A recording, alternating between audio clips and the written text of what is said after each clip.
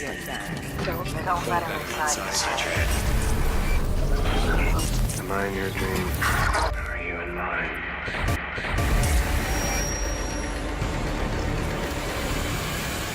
It's interesting. Every year at Comic-Con, one year, it was 2016, it seemed like almost every series was a reflection of the chaos that was happening in the world. Well, I think that, as we discussed over there, Brady Hartsfield is one of those people who has, I don't even want to use the phrase low self-esteem, but is a train wreck as a human and clearly tries to derail everybody's life as much as he can. And there are a lot of those people out there in the world who are shooting up schools and shooting up businesses, and and it really speaks to, and the politics of the day where it's everybody else's fault. No one says, gee, maybe I'm partly responsible. We know our president first and foremost is a master at that, but you look around you and it's either the refugees' fault, or it's this person's fault, or it's that person's fault. And that's really, I think, something we're suffering, and our show does deal with that in the evil of Brady Hartsfield. Season 1, you did, I think, a great portrayal of Brady to show him not just as a mean spirit person, but kind of dug into him a little bit further. Yeah. Sometimes you're kind of thinking about him, and you know what? I don't like how his boss is treating him. Right. You kind of feel for him a few minutes. Now, looking at season 2, are we going to see that type of transition for the other characters that you now are bringing in? To see what their motivations are. Well, when I first read Mr. Mercedes, I felt it was very much whatever the plot was in a detective genre. I felt that it was first and foremost Stephen King writing about the monsters inside all of us as opposed to outside and surrounding us. And that's what I loved about it. And I was very fortunate to find the actors who are able to portray that and play that as fully as they do, with as much humanity. And David Kelley's first thing was, we got to make sure there are times we feel for Brady. He just can't be a cardboard evil guy, and we all agree. And that was true of his mother, Deborah, played by Kelley Lynch brilliantly. It was,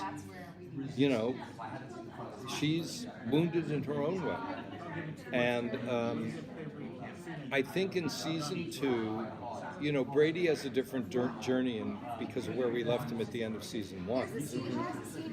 He's seriously incapacitated at the beginning. Did you see episodes 1 and 2 yet? Yes. Did you like them? Yes. Well, we go down that road, which takes us a little bit more into Stephen Kingdom. A little bit, in terms of what the mind is capable of and what Brady is learning about the brain, and what Hodges, as our everyman, is doubting, as any of us thinking people would. And yet, the juggling act for me was to walk that tightrope and still keep it in the human sphere, and still keep it about these characters, even if we stretch credulity and push the envelope. And who knows what, there's so much we don't know about all that and all this, and and the more we learn about the psychologists who did all the testing that all these gadgets were addicted to,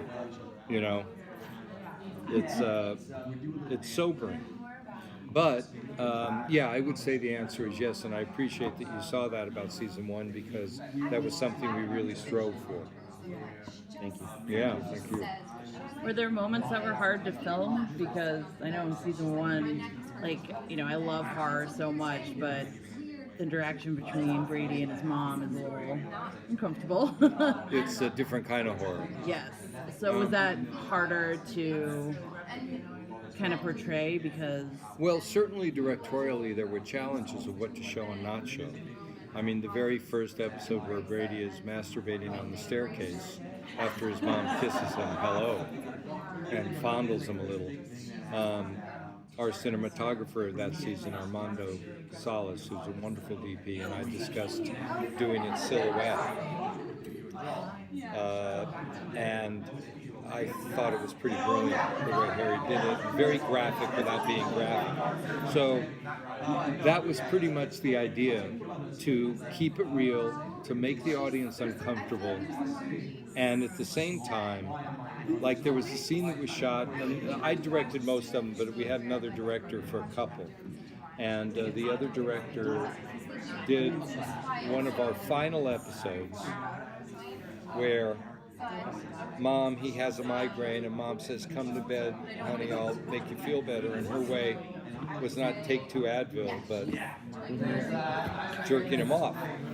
And I always said we should do a Mother's Day episode, a very special Mr. Mercedes Mother's Day episode.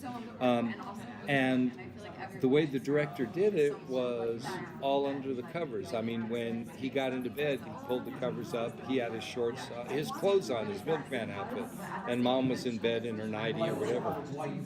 And I said, no, the horror needs to be that we see the beginning of this, and then he can pull the sheets up.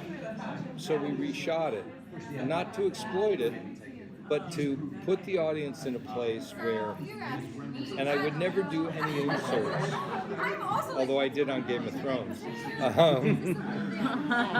I would never do any gratuitous shots, and this was not gratuitous. It was a political shot David and Dan wanted, because it involved a man, not a woman, where they were accused of always shooting the women naked.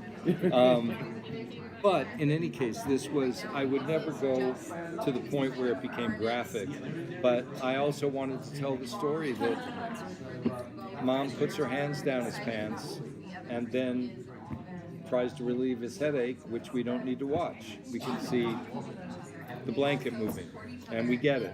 It's interesting because if you look at Stephen King's adaptations, the film adaptations are more straightforward, while the TV adaptations are more psychological. Have you seen the new thing that JJ just did? Castle Rock. Castle Rock. Are you looking forward to it? Yes. It's Friday. It's all the characters, right? I'm curious as to how that's going to work. Yeah, me too. Stephen likes it. I talked to him. I would. Television gives you the opportunity to, like Stephen's new book, The Outsider, I got, and we discussed whether it should be a movie or an 8-part series. And Richard Price, who's brilliant, is writing it. And I decided that an 8 to 10 episode miniseries was better for it, because there's so much richness and character. And if we had to telescope it down, in the world of horror, I don't know if you've read The Outsider. Yeah. It's good, right? It's a lot. Yeah, it's a lot. It's a lot, but it does get into with the monster. Mm-hmm. You could see The Outsider 1, you could see The Outsider 2 playing that monster, right? With different people. But I decided to really explore character and really tell the story of the book, which is so rich and so much about people, even though it's terrifying, the monster is, was a better palette. And I think that television now gives you that opportunity, which is great. Yeah, I mean, it's like, TV series, like a 10-episode series, is really a novel. Yeah, It really it is is. a novel. It is. Where in film, Yes. everything is condensed. It's gotta be. It's all Plot, and you have 110 minutes. And the emotional beats, 5 minutes this, 10 minutes right, beat sheets. Yeah. And you have to do everything. No, you don't. You really don't. And thankfully now, because we're not on network television, you don't have to worry about act breaks.